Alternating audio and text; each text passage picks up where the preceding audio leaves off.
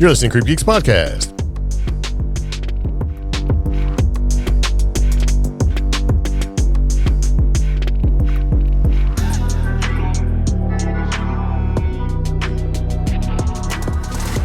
So it begins again. Welcome back to CreepGeeks Podcast. This is Season 8, Episode 326.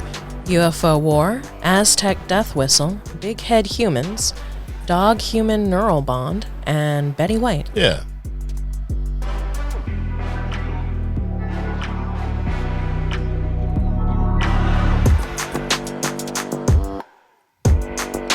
So welcome. Glad to see you.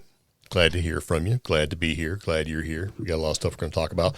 We do have a couple different things we'd like to kind of bring up. If you'd like to contact the show and contact us in a way that is good for you, whether it be text message or voicemail or whatever, we have a telephone number that you can utilize.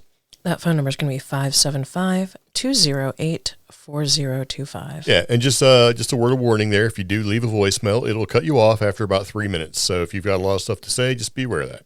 Yeah. And you can do like one of the callers that called us and left us a lovely series of long voicemails. You can call back and do it as many times as you want. Mm. And so this person actually called us. Her name is Cynthia, and she basically left a long series of things. But I picked an excerpt of something I thought was interesting because it contained a little bit of an experience that she had with Betty White. Oh. We all know Betty White is the golden of the most golden girls. And so I figured go ahead and put it in there. So. But yeah, you can totally use that phone number. Give us a holler if you'd like. And we'll see if we can reach out to Cynthia maybe after this. Just kind of want to get a feeler out there and kind of think what you guys, see what you guys think about the whole thing. So I think what we'll do before we get too into the podcast, let's go ahead and play it and hear kind of her experience with Betty White. What do you think? Sure. Sounds good. Here we go. Well, anyways, the next thing I knew was my cat detected something. She was a little black kitty, about 2 years old. Her name was Tulip Anna Nicole. Well, anyway, she draws my attention to the sound in the next room, and I said, "What is it, kitty?" And we both got into the living room, and there was the apparition of Betty White. She was rummaging through my kitchen and just making herself at home, and going through my living room trying to find magazines. And I said, "Can I help you?" And she looked up at me, startled. She was transparent like a ghost, and she looked like she did, but of course she wasn't solid figure. She was transparent. I can see the television set through her. And she looked on the TV, startled, and she looked back at me, and she said, "I don't understand this." And I said, "Don't understand what?" And she said, "They're talking about me," that I passed on. And she showed me, she put her hand on my hand, and she said, "See, I don't feel like I'm gone." She said, "I can still feel." She said, "I can breathe." And I said, "Betty, you're in a spiritual body now. You're not like you were." And she said, "I still don't understand what you mean." Well, then all of a sudden she heard some more noise, and she said, "I don't know what's going on." And I said, "I can't hear what you hear." And then I took her to the table, and she said, "Oh boy, but I'd give to have that cup of coffee right now." And I said, "Well, Betty, I hate to tell you this. I'd love to be hospitable and give you a cup of coffee, but I can't right now." She still didn't understand the state that she was, spiritual state she was in. And she tried drinking a cup of coffee and never said a word. She said, "I see what you mean." Yeah. Good stuff. She has a lot of experience that she conveyed in the voicemails, talking about Bigfoot and time travel and all that good stuff. So if you guys like to hear more of that, let us know.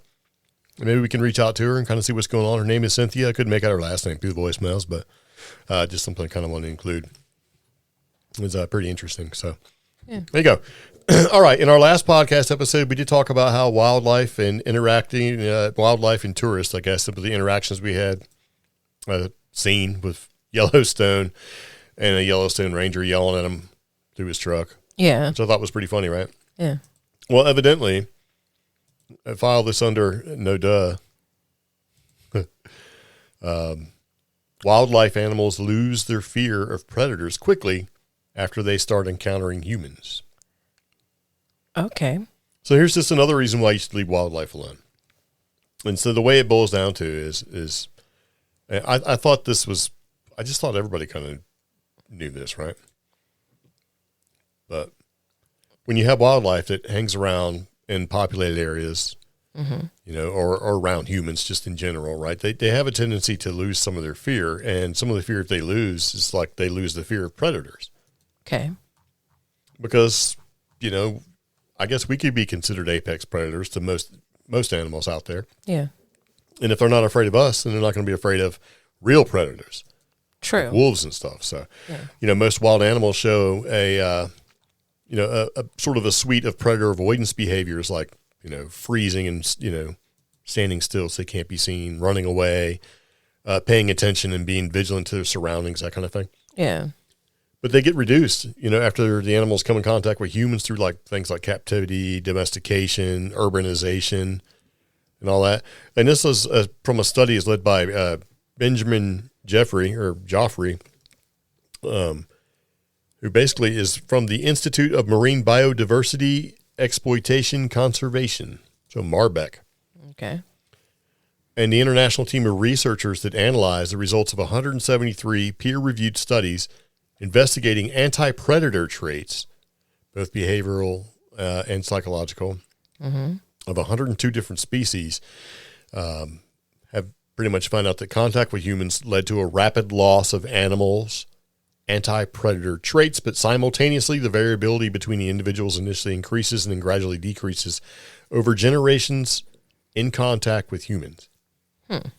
What they're saying is that the anti-predator behavior that they have, once they've been experiencing sort of contact or whatever with humans, that information or that lack of the anti-predator skills gets passed on. Oh. So like say if you have a deer who's terrified of humans, runs away or whatever, but if they get domesticated for some reason or start eating corn, whatever, man, they become more humanized, right? Or become part of but the amount of fear that should be passed instinctually into the animal, their offspring, is not there.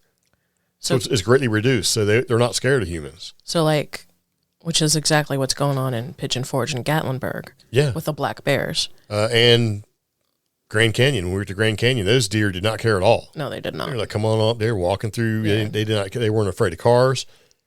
They weren't afraid of Germans wearing sandals and white socks. They weren't afraid of anything, man. They do not care.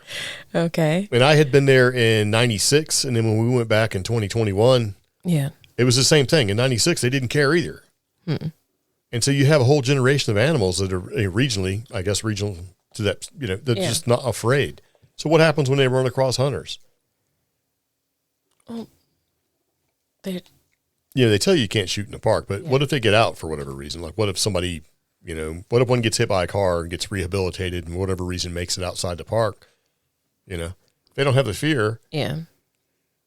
And we all see videos like, where a hunter or something like that's in a tree and he's like, being nice to the animal he's trying to shoot. But there's a whole lot of other people that don't make videos. They're like, that thing came right up to me and I blasted it. Yeah.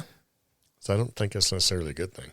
I don't either. And because I keep getting week after week since I'm in tourism now and I keep seeing all these videos of Gatlinburg and Pigeon Forge where the last one was that candy store that's in downtown. Oh, the bear? Yeah. And he just took his time. That video was 8 minutes long. Yeah, he didn't care. What's he got to worry about? Nothing. Nope. He never doesn't have any problems, right? Nothing. Nobody's hassling him. Yeah. And then there were people. There was somebody clapping their hands and another person yelling at him and another person. The bear has learned that you giving the bear applause, right, is not going to do anything. Great job. He's like, yay, I'm eating candy, and you keep, hey, and he's like, yeah, it's me, I'm bear, right? Hey bear, yeah, right here, dude. They don't care. And he was a decent size. And the thing is, with these animals that are like that, they think. When they have offspring, or whatever, this is a great place to live. Yeah. Let's just stay here. Schools are good. Yeah, schools are good. We got pizza, we got jerky, we got candy. People just, they yell at you a little bit. It's all right. Nobody's doing anything. You have to go around and start, what do you have to do? You have to get somebody to come run up and start smacking on them and stuff, giving them some physical correction. Well, there's that one restaurant where the restaurant workers were doing that. One of them was trying to bop him in the butt with a trash can lid, and it just did not faze him at all. No, the bear's I weigh 500 pounds, dude. And we just saw turkeys at Ingles, right outside. Yeah, Ingles is like a grocery store. Yeah. In case you don't know. Yeah, I didn't know what it was. I thought it was like a lady with a stroller, like over the wall, right? And had fallen down or something. I didn't know. That's what I was saying. What is that? And they were just two big, fat. They were huge. Healthy turkeys that has, evidently escaped Turkey Day. They were just hanging out, right? Because they were like I seen them through a fence, like not a chain link fence, but like a bar fence. Yeah. Just where a brick wall, and it looked like they were just like hiding out or something. And they were like impressive turkeys. They were huge. I was like, whoa. You would have to use all your grocery store points for these turkeys if they were in the grocery. Well, not now. It's after Thanksgiving. Well, maybe after, when you get after Christmas or whatever. Yeah. With a $30 turkey paid drops down to like $4. And they're not scared. And then no, they don't care at all. I was telling somebody I know about it, and they're like, oh, yeah, what happens is like the kids go on break and they throw their French fries at them. Just like in Virginia, we lived in Virginia Beach and Norfolk and all that stuff, and you just basically throw French fries at seagulls. Those guys become master thieves, right? Yeah. But that's the thing, though. They have offspring, and the offspring have never known to be scared, or eventually gets to the point where they don't know to be scared because it's not something for them to be scared of. Yeah. You know what I mean? So I don't think that's a good thing, because it just seems like the more human encounters they have, and this is only going to be problematic for them. Yeah. For the animals, because somebody's going to take them out. And then what are you going to do? You're going to take a bear that's grown up in basically a city bear and just throw him in the woods and say good luck? Poor baby. He's going to come back. He's like, I got to find my way back home. It's my candy store in Gatlinburg, right? I mean, that's what's going to happen, right? I miss my Guy Fieri restaurant and Wi-Fi. Like, oh, man. I can't get any artisan jerky and hillbilly whiskey, moonshiner whiskey. Yeah. That's so bad. I mean, but is this on the way to domestication? I mean, I don't know. Maybe. They don't really know. They just basically have it come with this study. They basically just say, this is happening, but they don't really they don't have like any ideas for how to fix this just yet. It took hundreds of years for wolves to follow behind. Maybe 1,000 years. Cave hunters who are hunting to realize, well, after they hunt, we get all the bones and all the junk. And then it probably took another 1,000 years for those wolves that followed the hunters to go, well, they're going to let us sit by the fire. And now we have dogs. I don't know. I mean, well, we've seen enough videos, on, like YouTube and TikTok or whatever, where somebody runs across like a baby, squirrel, and then raises it. And I'm sure that's pretty much how that started with the domestication. I think they just come across like instead of, I think they just take them. They take the puppies, or the kits or whatever their wolf babies are called. I think they're called kits, but whatever, and just raise them. Yeah. And eventually just raises out the wolf. Unless you're the state of New York and you're just putting down tamed raccoons, which is I mean, and they're smart. They're like, hey, we got this really sort of docile dog, and then we got this angry wolf, and let's put them together and create a less docile dog. And then they go, oops, that one's really dumb, so let's not do that. We have a dumb wolf versus. So I think it just sort of over time. They've had plenty of time to figure it out, right? Yeah. Yeah. So I thought it was kind of nuts. I'm like, Now, on the opposite side of that, when you brought up dogs and wolves and all that good stuff, right? I came across this article when I was looking at it, like the internet's and hanging out, right? It says, looking into your dog's eyes literally synchronizes your brain waves. Oh. Because, there's an attachment with dogs, right? Man's best friend, all of that sort of thing. And you can look at your dog, and your dog knows what you're thinking. You knows what it's thinking. Dogs get embarrassed. They do. If you have dogs, they embarrass themselves a lot, and then they look like it. You know what I mean? Pepper gets so embarrassed when she barks at something she realizes it's not a threat. Yeah, like a false alarm. Like a giant buffalo statue. Yeah, or a cat statue. Or a reflection. Or her own freaking shadow at 2:00 in the morning on the wall. Yeah. I mean, it happens. They get embarrassed, right? But so this is from anomalous.com. Yeah. And it basically says that recent research from scientists in China basically revealed a remarkable phenomenon. When a dog and its owner gaze at each other, their brainwaves can synchronize, creating a unique neural connection.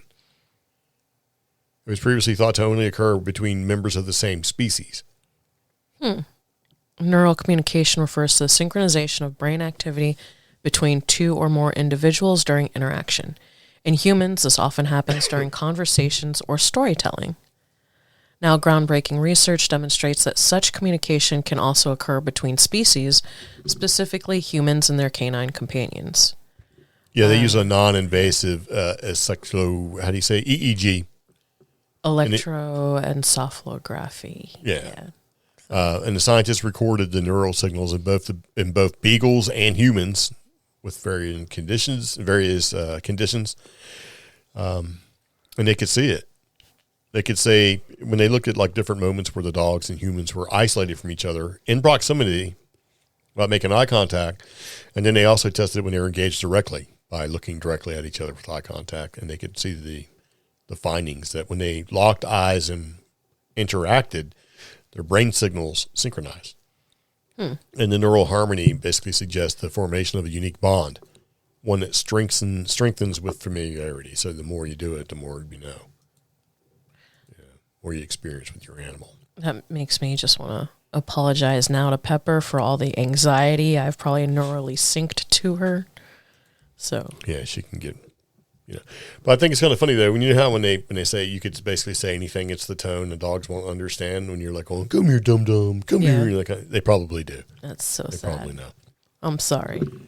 So yeah, this discovery highlights profound emotional and cognitive connections that humans share with dogs, and research already shows that dogs can recognize and respond to human emotions, which helps us solidify their role not only as loyal companions but as also vital members of our societal ecosystem. Oh. So there you go. You can basically dogs can synchronize their brainwaves with humans and vice versa, and that just means that dogs are better than cats. I mean, I like cats because cats can be low maintenance. They come up, say hello, and then give you a little fist bump and roll out, right? And you don't have to worry about them for a while. And dogs, they want to be in your pocket. So I'm just saying, there's a level of autonomy. No, it's just a level of aggravation. Which one is less aggravating is what I think a lot of people look at. But I thought it was kind of cool. It sort of made sense to talk about that versus the animals that are losing their wild animalness to go eat candy and drink moonshine and stuff like that. Yeah. So originally we were going to do this podcast a couple days ago, December 3rd. So we waited for the UFO sky fight that was supposed to happen, UFO fighting in the skies, all this crazy stuff, right? It did not happen. Okay. So we're not going to talk about it, but it was all caused by an AI sort of program that was running. But back when we didn't call it AI, put a bunch of things together with a web bot, and the web bot predicted that there'd be a UFO sort of, invasions fighting in the sky and all that stuff. And so far it hasn't happened. So. Oh, okay. Yeah. So, and it used like markers and stuff like that with different events on the internet to sort of help determine it. And the video that this dude put out got like 600,000 views where he just starts talking about his prediction model that he was using and stuff. Okay. Yeah. And I remember I started watching it and he's like, I like to talk a lot. So he goes, I'm going to make this quick. And that video was like an hour long. I'm like, all right, that's not quick. Now, if you've seen a bunch of alien firefight, space battle up in the sky or whatever, let us know. Maybe we just haven't seen it yet. Okay. It's probably not going to happen now. So, with that, there's been a whole bunch of mystery drone incidents over U.S. military bases that we should probably bring up because it's happening a lot. I don't know. I'm on the fence about that because I'm still wondering if it's just, especially since Helene, we've been having here in Western North Carolina more drone activity. And a lot of times it has been regular people just trying to looky-loo where they're not supposed to. In most cases, we've either caught them or caught them after the fact. So, I mean... Yeah, this is not at all what these people are talking about. This is something completely... I understand where you're coming from, and there are instances like that. But this is not just like North Carolina, where you catch people just technically illegally flying their drones around. Yeah. Because there are rules with this, but from the intelligence brief, it's starting to talk about these mystery drone sightings that have been basically showing up over military bases. Mm-hmm. And there's been a ton of them. And it kind of goes along with the whole idea that there's aliens living underwater in bases and things like that from one of the latest congressional briefings. And but we're so it doesn't say exactly how many, but it does say there's been a whole series of incidents reported over U.S. military bases, in the United Kingdom. And this is around Black Friday. And so talk about with the U.S. Air Force, and they said with the drone sightings in Great Britain. Yeah. So they mentioned it, and these incidents have recently become a social media type sensation. And they're trying to allude to the relationship or lack thereof between the mystery drone incidents and the Pentagon's UAP investigations that have been sort of in social media, right? Mm-hmm. But they don't really have like a solid number of how many recent drone incidents there's been. But there's been a lot. Okay. But this has been kind of going on for a while. Because if you think about what we were talking about before, this is about a year ago, where they had set up a bunch of new radar installations along the coast. Yeah. In the Gulf Coast. And you're like, well, why are they doing that? And it's like, well, what if they're really not setting up these radar installations along the coast, like in the Gulf Coast, to look for missiles or whatever, maybe looking for something else. So what I think is going on, this is sort of a side tangent. I think what's happening is that the U.S. government knows and has known for a while that these UAPs, because they changed the terminology too. Remember, now it's not UFO, it's UAP and all that. I think they're fully aware that there has been drone incursions occurring all over the place for a long period of time. It's just that nobody's really paid much attention to it. Okay. We have a whole war being fought with drones, like Ukraine and Russia, going back and forth with these. We've started using drones a lot more frequently for a lot of things, but we have like the larger Predator drones. But so this has become a thing this is it. This is the new way of doing things. Because drones are inexpensive, right? Yeah. So you can get a lot more bang for your buck with drones than a lot of things. I think we've been fully aware of that. I think that we've set up radar installations to be able to track these smaller drones. I think that military bases are being tested. Yeah. They fly over and see what they can see. I think we're just entering a new sort of era of things. Okay. Whether it's warfare, surveillance, or whatever. Because they know about it. I think the government has known about it for a long time. Let's change it to UAP. Let's have these congressional briefings and stuff so that way we can say, hey, we don't know what it is, but they know what it is. They can tell the difference between a country's drone or an unknown drone of much more sophistication. And they even alluded to the idea that, hey, when they had these congressional briefings about this UFOs under the sea and military bases, and the idea that one of the military, the alien military, I don't know if you can call it a military base under the sea, the alien base under the ocean creates drones as it needs it for specific purposes.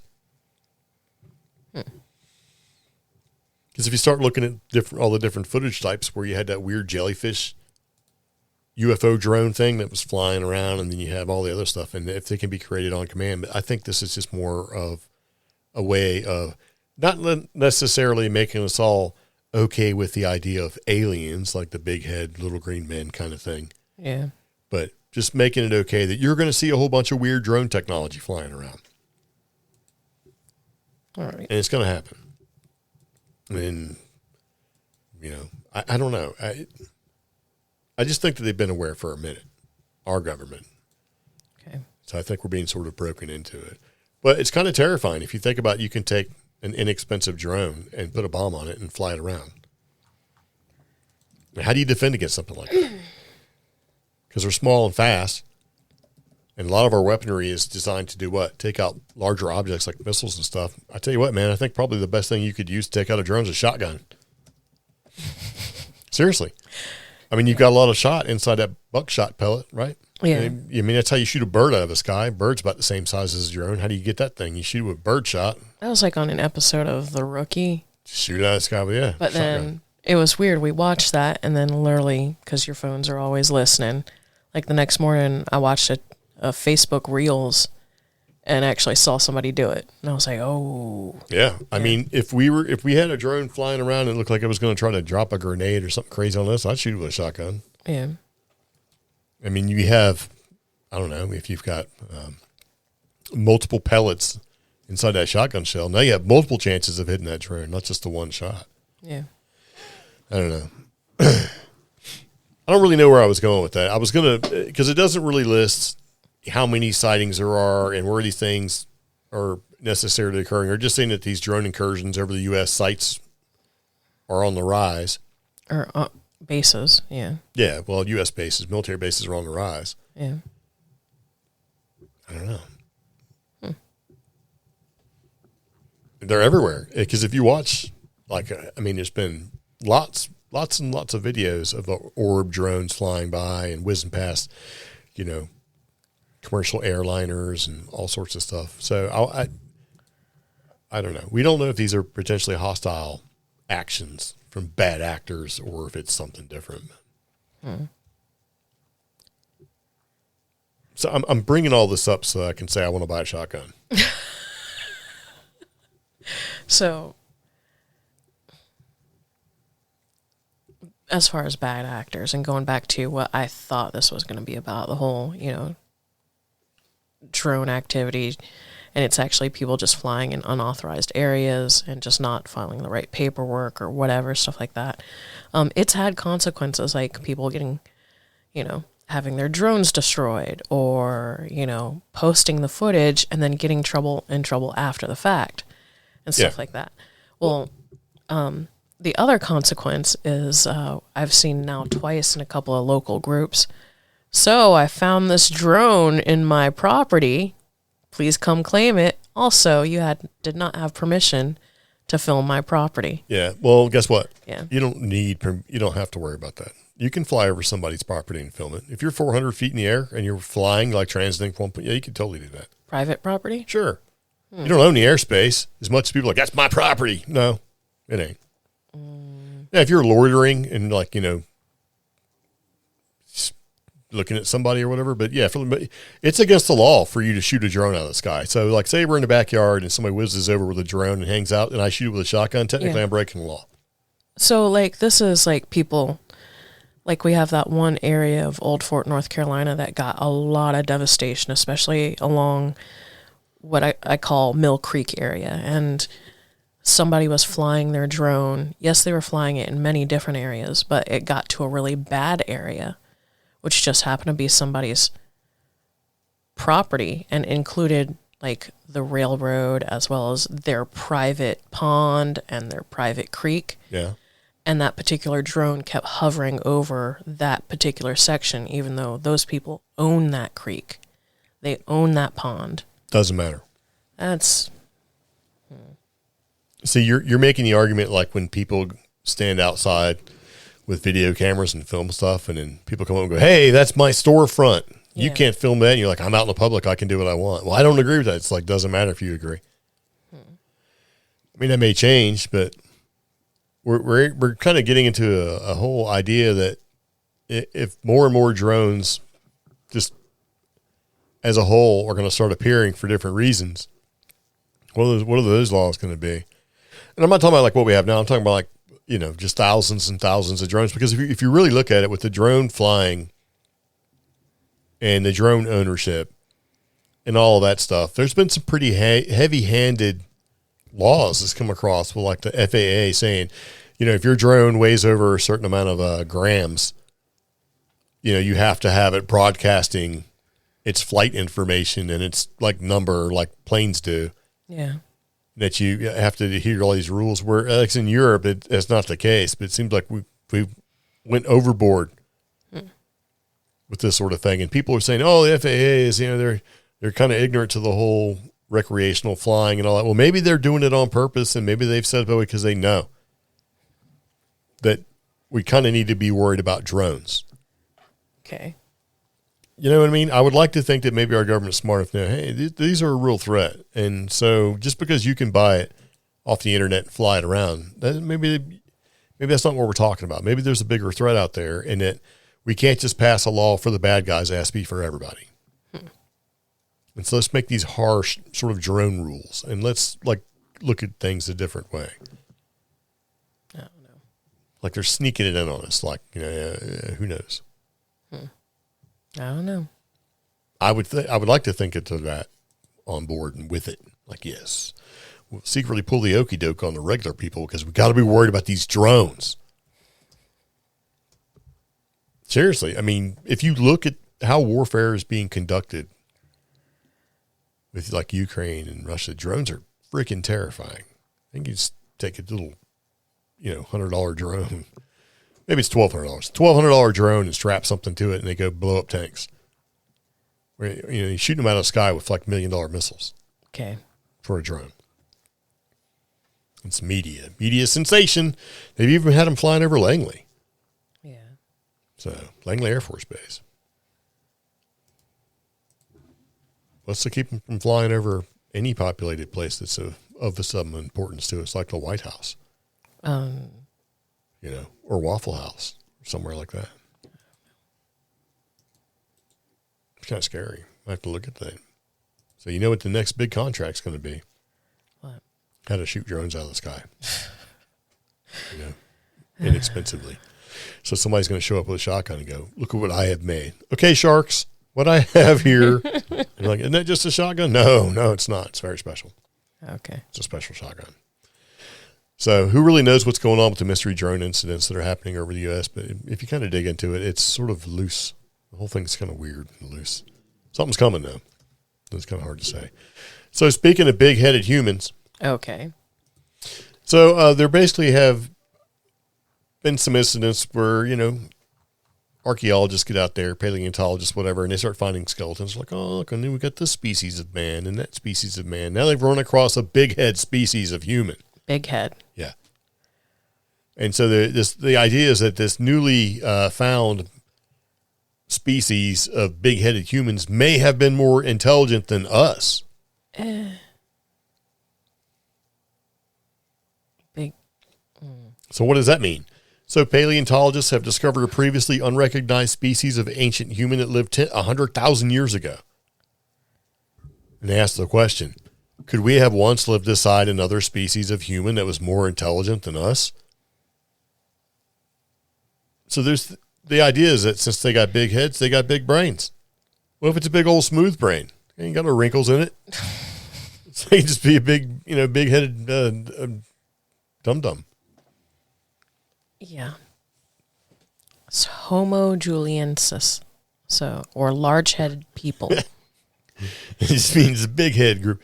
What if they got these big heads and they're not full of brains, just big head. Or maybe they were a step along the way. Big jug heads.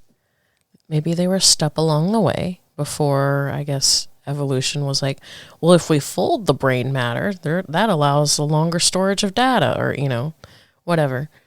I don't know. I would like to think maybe they were just an additional step into evolution. So. Yeah. Well, these ancient humans roamed what is now China. They had a significantly larger head and brain size than any other human species, including us, as in today's Homo sapiens, right? So, so it raises the possibility that they may have been more intelligent than even we are today.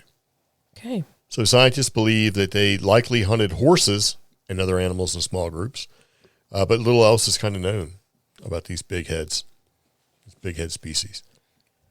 And then there's another question. Could they be a hybrid of two or more other species of humans?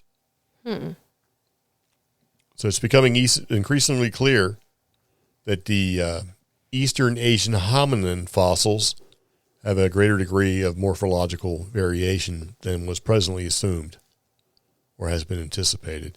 So if anything, it's prompting them to recognize just how complex human evolution is more generally than what they thought.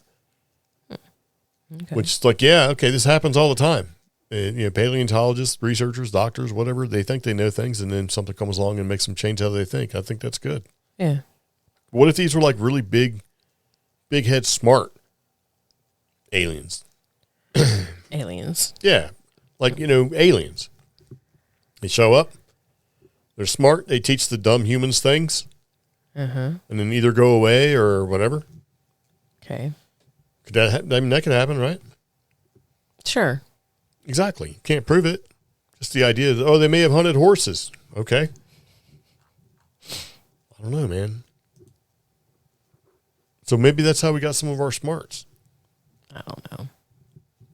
But the thing is that they didn't really show us any pictures, so I kind of want to see that. No. This big jughead, alien, human, whatever. Well, okay, those elongated skulls that ancient alien researchers have found or allegedly found in different places in the world.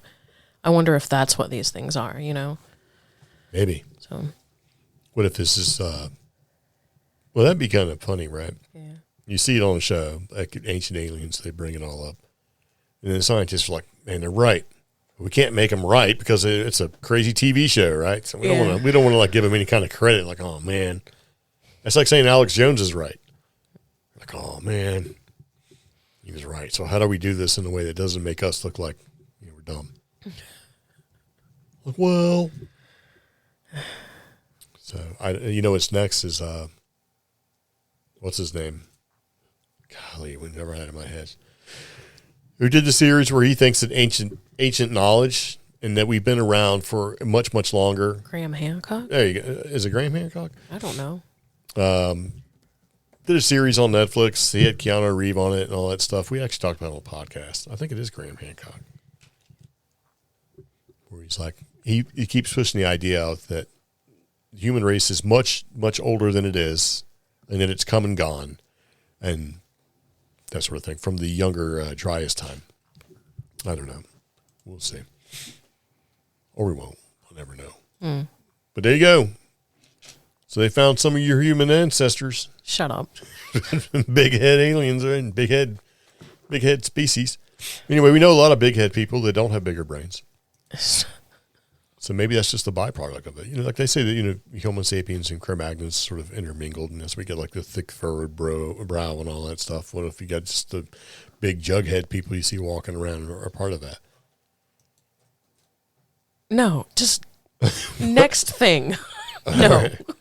I don't know. But you should definitely wear some earplugs while you're playing your Aztec death whistle. I agree. Yeah, this thing's pretty loud. Yeah. So if you don't know, the Aztec death whistle is a unique creation, let's just say from the Aztecs. So who knows how long it's been around. Could have been from the Mayans even before that. And when you blow in it a certain way, it creates what sounds like a scream, like a shrill, crazy, terrible scream. Yeah. And the idea is that the warriors would blow on these things before they attack whoever, and it would scare the crap out of them. Okay. They called it the Aztec death whistle. Yeah. Well, we actually have a couple of them, and they are crazy loud.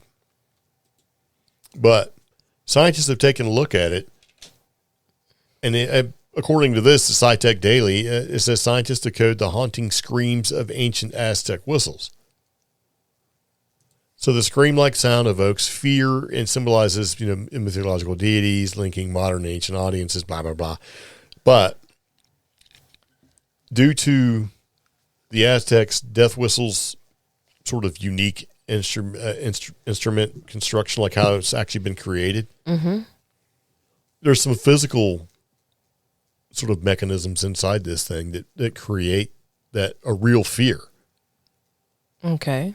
So you can hear it, and it doesn't just sound like a scream. It actually has an effect on you. And what else has an effect on you? Ultrasound, like infrasound does as well, right? So the idea is that when they did a 3D digital reconstruction of original Aztec death whistles from the Ethnological Museum in Berlin, it showed a unique internal construction of two opposing sound chambers that created physical air turbulence as the source of the screeching sound.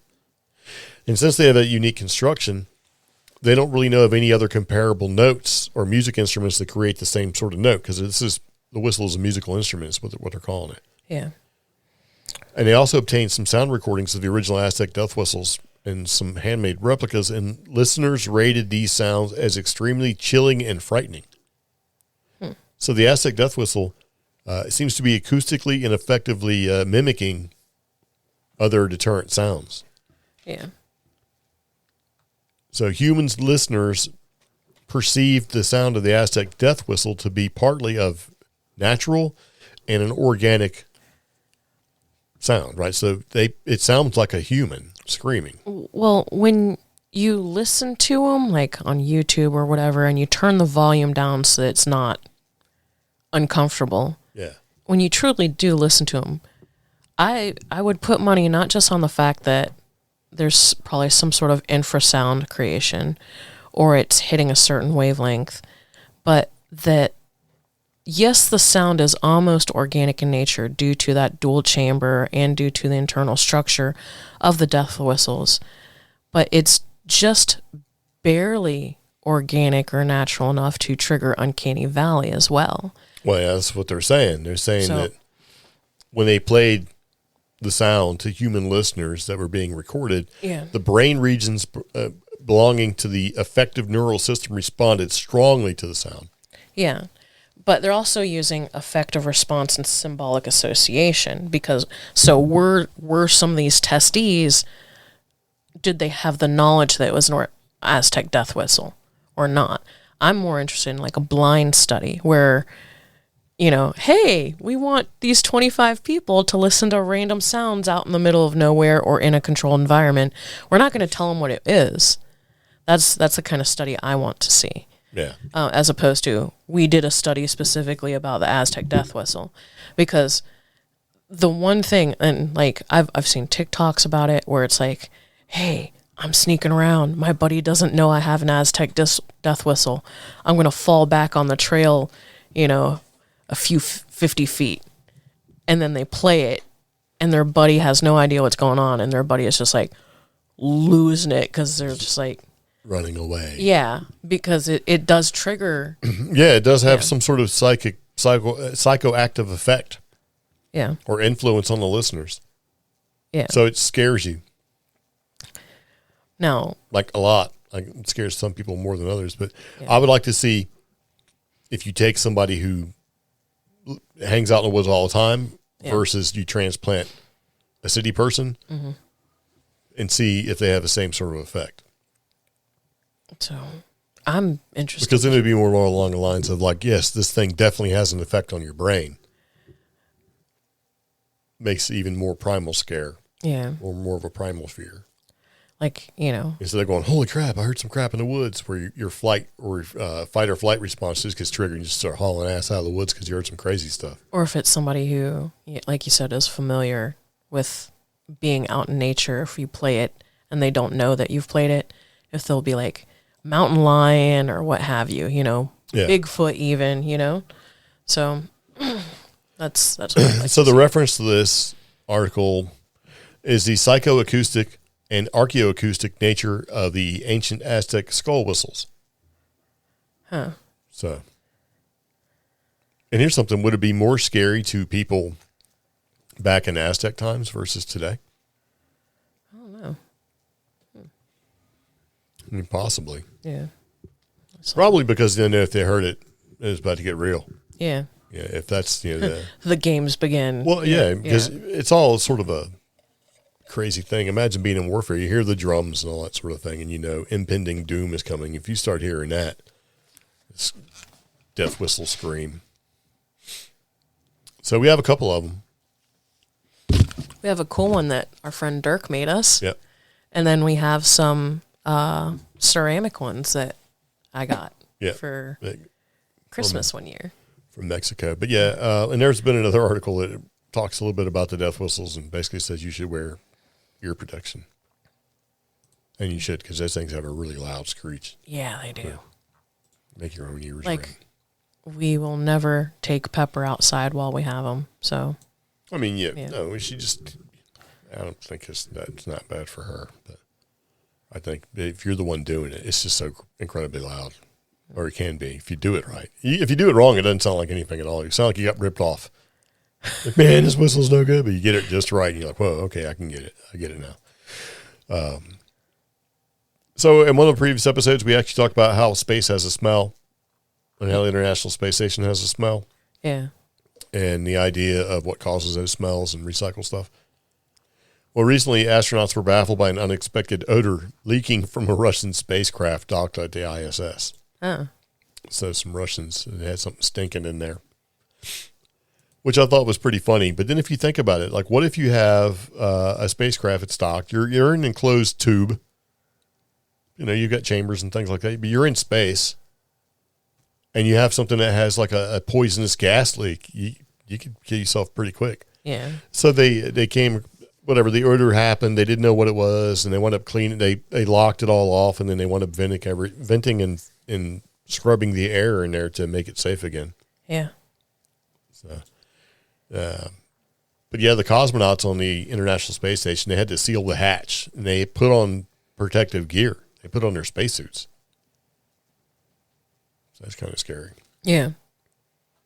And so they think that the strange odor, which smelled like spray paint, came out of the Russian cosmonauts when they basically leapt out at them. Like, oh my God, what is that?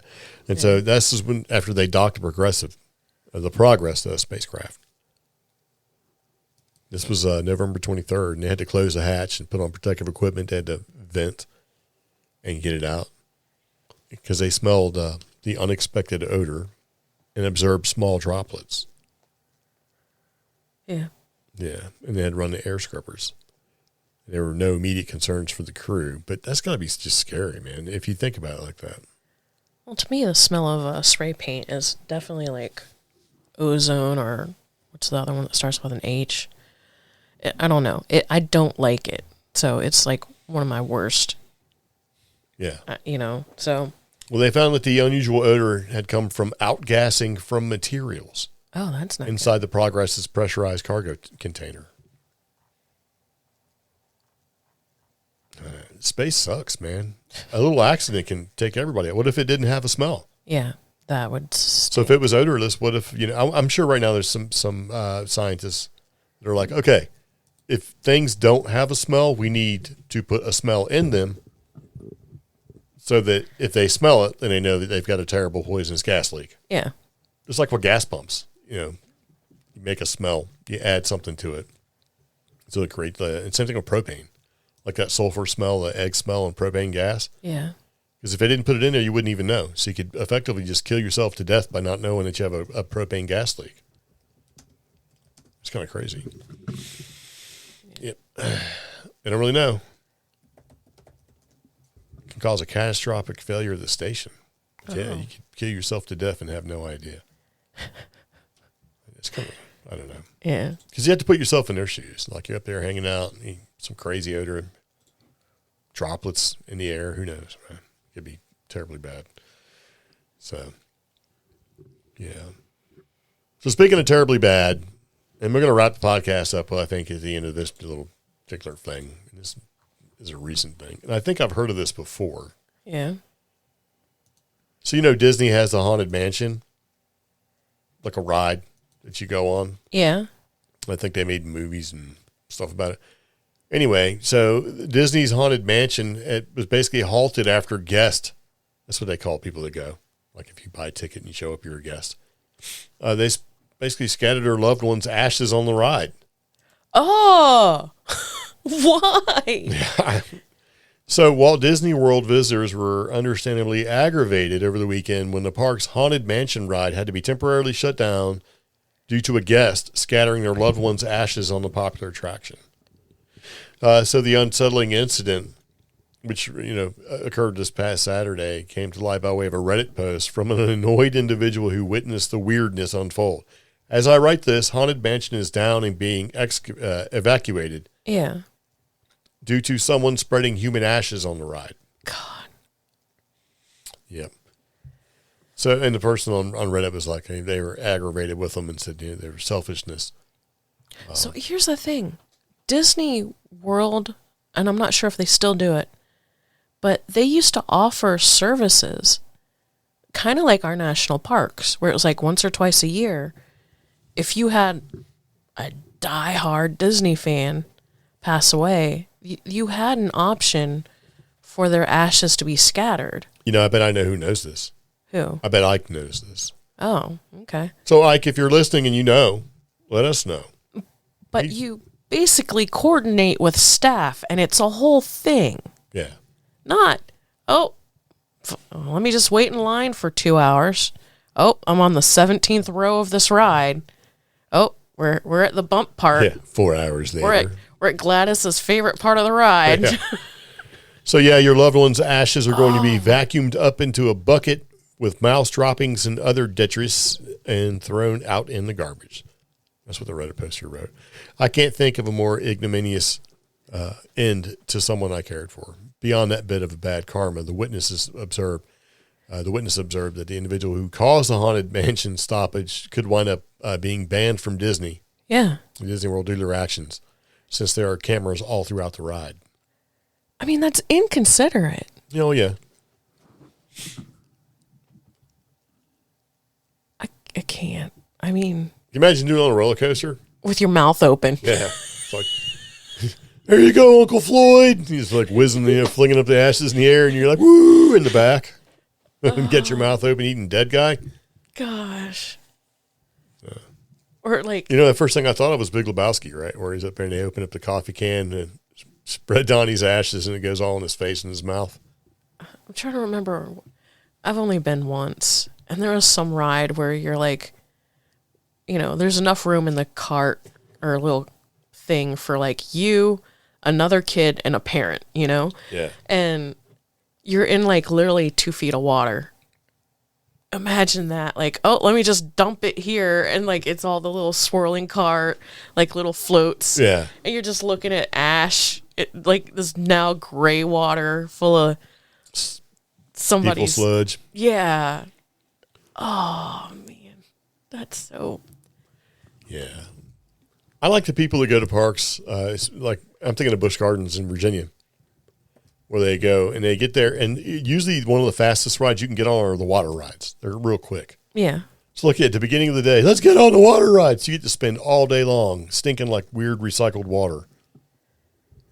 And it's so hot and humid, you just stay wet the whole day. So by the time you get out of the park, you're already mildewed, stinking in the car on the way home. I don't know. Yeah, I don't know, man. I don't like the idea of somebody doing this. I mean, they fulfilled somebody's wishes, I guess. But apparently they have a very strict policy about this. about no dead people. Yeah. Yeah. And apparently this is not the first time this has happened. Of course not. If they have a very strict policy about it, it happened before. They At don't just Haunted Mansion. really. Yes. So this is the place, right? This I is guess. apparently this is often the dumping ground for human ashes. Can you imagine being the dude that has to push the broom there? You're like, come on, man, again. Yeah. I mean, how do you? Is there something special they have to do? Now, this article I found is actually from 2022, and dumping ashes on Disney rides will get you kicked out of the park immediately and potentially banned for life. After all, it's a family place. Disney is making an effort to stop this from happening by allowing people to legally be buried or have their ashes spread on property at a specific location. They will be working on this process. Now, a burial ceremony at Disney property would run at least $15,000. Wow. Can you imagine going into one of the stores at Disney and buying your little Disney urn or whatever? Oh, gosh. You have to drop off your cremated uncle so you can turn him into some kind of pellet. Yeah. And then they bury the pellet somewhere. I could see him doing that. Stop. So you have to get that little ticket and you have to go pick it up. Like if you used to win a prize or whatever, you could take it and give it to the person to hold on to for you. So you go, hey, hold on to my Uncle Frank. You put them in a bucket with your other uncles and stuff like that. It's like, It's so bad. Stop. yeah. Huh. Well, we've run into a situation like that before at the top of Mount Mitchell. Yeah, where I found. You're like, look at this neat box. It's like, that's a dead guy. That's a dead guy. Yeah, I didn't. Let's go. And then when we moved to Albuquerque, And didn't have to go far off the trail either. It was like, No. pop off. There it is. There's if you go to Albuquerque, like even now, on the La Luz Trail in the Sandia Mountains, towards one of the first approaches that helps you see the thumb better, there's an approach, and right there are at least 3 people's ashes right there. There's actually a little mini monument there. Right. And then if you hike the switchback downward instead of ascending up the mountain like you should, there's a little tiny switchback that has an additional monument where me and the dogs found that there should have been somebody's urn and ashes there, but instead it looked like the site had been mistreated, but there was still a statue there. Okay. So there's actually quite a few places in the Sandia Mountains, which are actually a part of the Rocky Mountains of the, of the West. Yeah. So, in fact, if you go to the top of the La Luz, there's a little spot there where a lot of people tuck people's ashes away, but you're not supposed to put them in that big stone cabin at the top, and people have been tossing ashes from there. And you're not supposed to do that. That's not cool. You're supposed to get permission. So I think we'll just do one more quick little article thing. I thought this was pretty funny.